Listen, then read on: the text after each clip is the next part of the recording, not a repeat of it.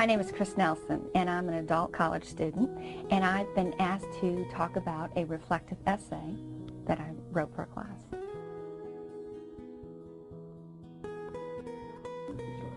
The first thing I did was I reviewed all the instructions and made sure I had everything that the instructor wanted. And then I went and I looked up the definition of reflective essay. The definition was simple. It was to share a significant discovery, and the discovery could be about yourself, about other people, about the world. Reflection writing, you tell a story. Everybody loves a good story. Once you put that together, telling a story and something that you made a discovery about within that story, everything came together. Well, I thought about reflection writing, and I thought about the real world. And then I realized I work in the medical field, and patients come in, and we write down their complaints and how we're going to help them. In a sense, we're telling a story about them. We're reflection writing.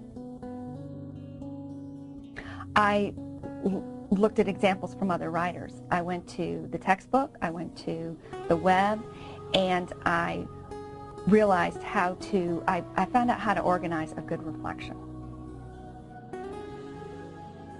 What I found out was most important was an honest voice. I pretended that I was talking to a good friend, and I was telling her the story, and I wanted to tell it well enough so that she could relive it with me. Organization. There's usually 5 parts to this essay, and the first part is introduction. So there you need to set the scene and make it interesting for your reader. Next is conflict. There has to be some kind of complication. There has to be some drama. There has to be a problem to be solved. There has to be a decision to be made. Then comes the effects of the problem or conflict. What happened?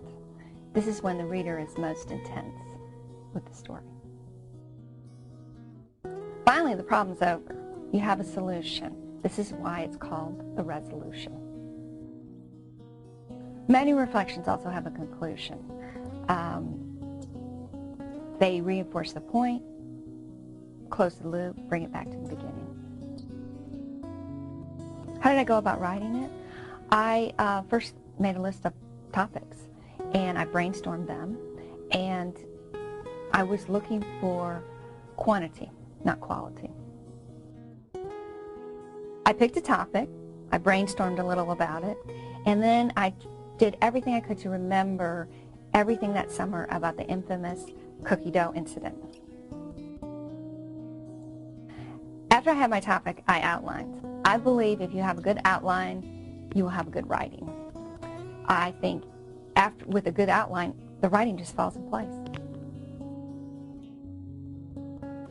On one side of the paper, I listed 5 parts. The intro, complication, effects, resolution, and conclusion. And then I thought about it, and I listed as much as I could for each part. I ended up with more detail than what I needed on each of those points. So I skimmed it down, and I made a final outline. On the first draft, I just wrote as fast as I could, following the outline. I just wanted to get my thoughts down on paper. And even if I went in a different direction, it's okay, because it was just a draft.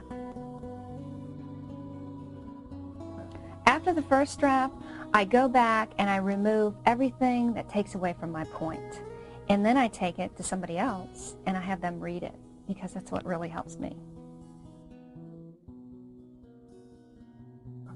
On the final draft, I read it and proofread it.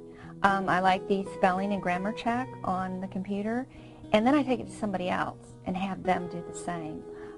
For this writing, I felt I needed my best for my grandmother and my cousins.